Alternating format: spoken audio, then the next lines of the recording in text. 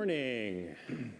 So my name's Albert Lee. I'm the design partner at NEA, the venture fund. Thrilled to be here to host what I know will be a lively and informative conversation about what goes into making products that are deeply engaging and loved by their users. More specifically, what's the balance between utilizing user data and user feedback versus pure product vision and intuition? So the experts with me today are Brian Mason, who's the CEO of VSCO, a photo editing tool used by creatives everywhere. Christina Janzer, who's the director of research and analytics at Slack, everyone's favorite enterprise collaboration tool. I'm sure many of you have checked in today to your Slack channels. And Susan Dibbs, who's the VP of product and design at Collective Health, a modern healthcare platform that partners with employers to create custom solutions. So I thought we'd maybe kick it off with you, Susan. Healthcare, from a user experience standpoint, is pretty broken, generally opaque, hard to navigate, yet it's one of those user journeys where people are the most vulnerable and, you could say most in need. And one of the things that you all at Collective do is you create these custom healthcare platforms in partnership with employers. And one of the things that I've heard a lot about is actually the employee experience. I actually hear the word love, that we love this experience, and you don't really hear that a lot in healthcare. Can you share a little bit about, you've been there since the early days, how you all identified and designed for those key moments where people really are extremely vulnerable and actually stressed? Like, how did you guys land on that experience? Yeah, I think we've all had experiences, whether us personally or someone we love that's had, unfortunately, not so great healthcare experience, and Collective Health was really founded to actually improve that. So fundamentally, our platform and product experience is really founded on user research. And so really understanding not just what someone needs from a website, but really understanding when someone's going through chemotherapy, what is their care journey like? What are the different pain points that is actually getting in the way of care? When someone's going through a potentially stressful, but also a little bit more joyous moment where someone's pregnant, for instance, how are they getting access to maternity benefits? And so we actually do a deep understanding with user research and understand that journey across that care experience and figure out what are those key pain points that we can solve for. And what actually makes a better experience actually varies. Sometimes it's actually just getting the right data. The healthcare industry is notorious for being opaque, and just finding out the information you need to find out is actually really difficult. And sometimes it's actually writing. So how do we actually translate this gnarly healthcare jargon into something people understand? And then sometimes it's actually just a moment of delight. Like, how can we surprise someone and actually give them that special moment where we're supporting them in the care and actually have something that's either a little bit humorous or something that's actually surprisingly supportive. And so that's how we've approached designing our products. Makes me think a little bit, there's been a lot of conversation around how writing has become a kind of key design discipline in a lot of ways. I'd just be curious, Christina or Brian, in either of your experiences at your respective companies, that sort of tonal human quality, how critical is it to the work that you all do? Take it. Sure. It's absolutely critical. So product writing is a really important discipline within Slack. And it's the introduction that a lot of people have to the product. It's like their first, it's like the hello, and it's like the, this is what the product is all about, and this is sort of the tone that we want to set. And so it's become a very integral part in how we think about our entire design process and what is the tone and the voice that we want to use with all of our customers. For us, content strategy is both long-form content, copy, and visual. As a photo company, we're very visual creators. Our content strategy team has writers as well as artists, and we have always had a very curatorial voice for content on our platform. We highlight great work, and we talk about great work, and the way in which we are supportive of our community is core to what the company was founded on. Actually, so maybe a build on that is one of the things that's been really fascinating to me about watching VSCO evolve is that you're simultaneously both a one-on-one pro tool, photo editing, and it's a single player experience. But at the same time, you have this really vibrant community that eschews a lot of the trappings of traditional social networks. Kind of, how do you all balance the listening to your community and what it is that they need versus kind of, where you all think the product should be going? Yeah, What's that dialogue look like? It's interesting, and it's evolved over the last few years. The company was started by professional photographers making tools for pros, and then the community evolved out of wanting a safe, supportive place to post that work. Instagram is great for broad distribution, but there's a lot of difficulty with public comments, public likes, and the social capital. So on VSCO, the work stands for itself.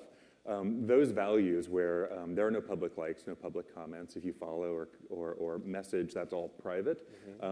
As a value statement of the work stands for itself and it's a safe place to be expressive and creative, that's become more and more attractive to this younger generation. And now we have tens of millions of users all over the world, and 75% of them are 25 or younger.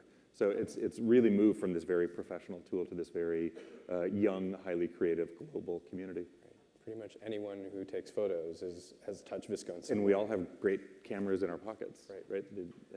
How do you talk to them, this sort of global audience? Like, where do you go to gain those insights or have that conversation? Yeah, so we talk to them in the app, but we listen to them by meeting with them face to face. So we've done some insight studies where we go to the cities where we have the largest number of paid users. We have a subscription model. We don't sell ads or we don't sell their data. We have a premium subscription. So we'll go to Moscow or Shanghai or London where we have high concentration and just listen and figure out what their needs are, what their sort of their truth, their desire to be creative, and make sure that we reflect that in our product. We also have a photo studio in the office and open up so we have creators in the office every day shooting. Cool, thank you. So I might actually build on that, and Christina, bring it back to you. You sort of, you see all the research that comes into Slack, both from, we were just talking backstage, both from a qualitative and quantitative standpoint. And it sounds like you're engaging in conversations with users all the time. I'm actually also curious for you all, what is there ever a gap between what people are asking for and where user behavior is going? Like you might actually see in the analytics and in the data sets coming back versus where you all actually think that the product might need to go. Primarily because, as legend has it, Slack was an internal tool born out of actually on the hunt building out a gaming company. And so there's DNA there that brought fun and delight into enterprise, and probably a lot of pride of ownership in a way, kind of how the products evolve. So what happens? Yeah. So I'm happy to answer that question. If you don't mind, can I just talk about the delight thing for a second? Do it, please. And then I Yeah. promise I'll get to your Yeah. question. So I think it's always so interesting to talk about delight, especially in the context of enterprise tools. Because where does delight belong at work? Like, are you supposed to be delightful at work? Are you supposed to have fun at work? And I actually feel very strongly that delight has a very important place in the work context. And it's not necessarily just about having fun. I actually think that delightful tools can really improve productivity. And the example I always like to use is the emoji, right? The emoji is, maybe silly or maybe fun. But we've actually found that, so one of the big concerns that we hear from research is this sort of fear that written communication is going to be misinterpreted. And so, if I write this long note to my team, are they going to really understand what I meant? Are they going to misinterpret my tone? They're not going to see me present it face to face, so they're not going to be able to see my facial expressions or my intonation or anything like that. And we've actually found that when people use emojis in their communication, it actually reduces that miscommunication, and that actually increases productivity. So it's kind of fun to think about how delight can actually be a productive tool. But back to your original question. So I think it's really easy to think about product development as sort of this linear path where you do research, you find out what user needs are, and then you build a product, and then you test it, and then you launch it, and everything's great, and check it off the list. And I think probably a lot of people here would know that it's more of a cyclical process. It's much more chaotic than that. And you do research, you iterate, you build, you find more research, you realize that you were working on the wrong thing, so you completely scrap it. And it's sort of this ongoing process. And I think in that way, thinking about how customer feedback is just sort of part of your DNA and part of like your ongoing process versus just like a thing that you check off along the road to launch is really important. Because I think it's like almost impossible to like fully predict how someone is going to use a product until you actually launch it. And so we do a lot of research up front. We do as much as we can to like really understand customer needs, customer pain points, opportunity areas, and we try to be as informed as possible. But at some point, you kind of just need to like take a leap and see what happens, right? And you need to launch it as like sort of the next important step of the journey. I think a lot of people will see launches as like this opportunity to sort of celebrate and move on, but I would say that the launch is actually kind of like The beginning. the beginning, exactly, it's the beginning, the end of the first act. And so, you know, really listening to how are people using this feature, and they're gonna use it, I guarantee they're gonna use it in ways you never predicted. And like those ways that they use it is like, that's like where the real needs are. And so we see these sort of like workarounds and like hacky behaviors where people are using a product completely different than what we anticipated. And like I think the key is like how do you listen and respond and iterate really quickly as like a really key part of that research cycle. And so like just, you know, kind of a simple example on Slack. This is a while ago, so we've since fixed this, but people needed a way to sort of indicate their status and what they were doing. And we saw this a lot internally at Slack, but we also saw it with our customers. And so what would happen, and I'll use myself as an example because I did this all the time, is I would actually change my name on Slack. So my first name was Christina, and then my last name would be Janzer on PTO until Monday. And so that was like the way that I would indicate to people, like, I'm out of town, don't ping me, or if you do ping me, don't expect me to respond. And that was like such a clear signal that there was a user need that we hadn't met, and people were sort of hacking the product in order to meet that need. And so I think being able to like constantly look out for those opportunities and those like pain points is really important. Yeah, and I think what's interesting is that you can research something to death, right? I mean, there's kind of two things where you don't do any research and you have no idea who your customers are and what your users need. And then you have we're just going to do academic research, right? And that can go till kingdoms come because you can always learn more information. But there's nothing like putting something in someone's hands to actually test that. And something that we do is really have hypotheses around our products. Like we have a vision and we have experience principles to help connect people, help connect the dots. Okay, so we want to help people navigate and get care. And then you start looking at, okay, so we created this whole like get care application and we're like, well, there's lower engagement than we thought. I wonder why. And then you start tweaking it. And so for instance, we thought we had a hypothesis, we designed something, and we saw lower engagement than we thought. Then you start iterating on that based on the analytics, which I think is really interesting.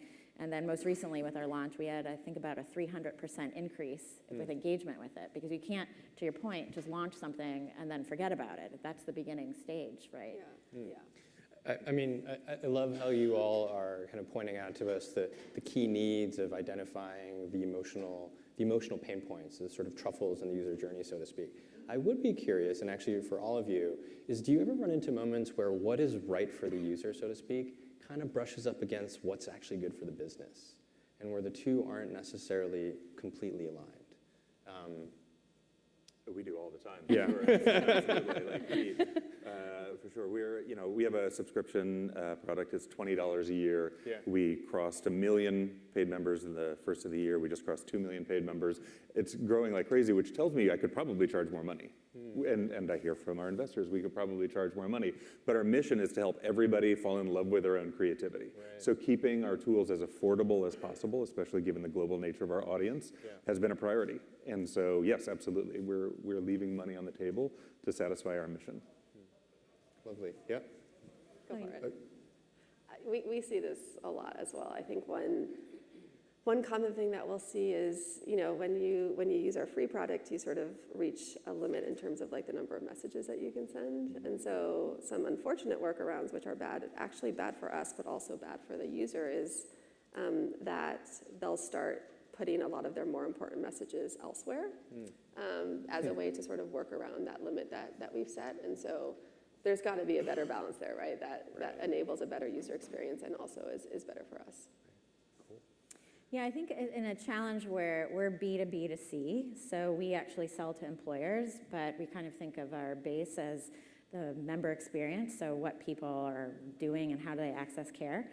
So we've also encountered companies that maybe have a really complex benefit strategy and plan design. For instance, I don't know if any of you have ever had different benefits where you only have certain prescription coverage up into a certain point, and then you have to do mail order and something like that.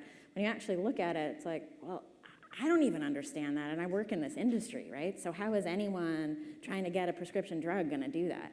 And I think what's helpful, speaking of data, is that now that we've been around for several years, we can actually say to those customers, hey, this actually isn't going to impact your bottom line. Here's what we recommend.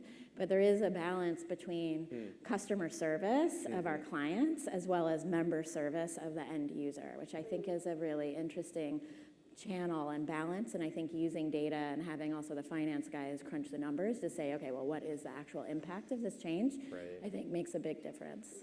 Cool. This is going to be a lightning round question because I want to make sure that we have some time for Q&A. And Susan, I might actually start with you. Is you have this really neat role where it's product and design. We don't see enough of that, I would observe. Is there such a thing as too much design in a company? Where we privilege it too heavily? I would observe that all of your companies have benefited from really giving design a seat at the table, but I'd be curious. Yeah, I mean, I think it depends what you think of as design, right? So if you have a traditional sense of design as graphic design and just kind of that end typography, then okay, well, you don't necessarily need that all the time, but I think it's all about solving problems, and I think you have to figure out, design's just another tool, right? So what do you actually need to solve that problem? And I think historically there hasn't been enough design, right? And now we're kind of going in the other direction, and I haven't yet seen a company that has too much design. I will say that where you don't want to get to is having design not have matched resources from the engine product side, so you can over-design something without really understanding the constraints. But that has to just do with resource planning. Cool. Christina, anything at Slack? Yeah, I mean, I think that there's definitely, I don't know if I can think of specific examples at Slack, but I definitely think that there are opportunities to like overly focus on design to the detriment of the user. And so like if there is like a real user problem that you need to solve or like a challenge that people are having, like sure you can spend like, years and years coming up with like the most like amazing, beautiful, perfect design, or you can like do something that's like maybe not perfect, but is going to solve the problem faster. And like, what's the trade-off there? And so I think design is obviously like, this is part of what I do is very important, but I think it's just one piece of the puzzle. It's also like, what is the feedback telling us? What is the research telling us? Where is the product trying to go? And I think you have to kind of like balance everything together to make the right trade-offs there. Yeah, trade-offs and dependencies. Brian, They said it right. Okay. It's all about balance. Perfect. So I think we've actually got 2 minutes if there are any questions from the audience. Yes. Over here. Oh, back there. Meilin Fang, People-Centered Internet. How do we do design that's actually good for communities and not just individuals? I feel like, Brian, you might be well suited to answer that. That's interesting. So we spend a lot of time looking at sort of world positive messaging, and what our community has told us is that sort of photography, videography, long form content is how they explore their world and tell the story about their community. And so we've focused a lot of attention on giving them tools to find other like-minded creators such that they can form communities both offline and online. And again, we can focus on the world positive version of that, but ultimately they're going to decide what to do with the tools independent of our direction. So all we can do is guide and express some optimism. And I think just from the research standpoint, I think one thing that we focus a lot on is not just research on individual users, but also understanding team dynamics and company culture and how that sort of might impact the way that you communicate or work together, because it's not just about how I use Slack, it's about how I use Slack with the people that I use Slack with. In many ways, you are a community building platform within organizations. Oh, maybe one more question here. So, what is your from a perspective design, following on what you guys were just talking about? Do you think that that sometimes the best design also has to be really ugly? I think that most Americans, don't live in San Francisco. They don't spend their life on the computer, and they love big buttons. They love busy things. Amazon, is pretty ugly. It's very usable. One of my favorite sites is Booking.com. Extremely ugly and super awesome. What is your perspective on kind of whether or not you can have a super effective site that it is something that people can really use that also is really beautiful? I think we have time for one 30-second. I mean, I feel really passionately about this. So first of all, I'm a classically trained graphic designer. So there is a part of me that is pained in generally walking around life when there's bad typography, so know that. But quite frankly, it's all about what the outcome you need to drive towards. So if you need your site to be incredibly fast because you're going after a third world country, I guarantee you that the typography won't matter as much as actually getting something that people can use over their phones.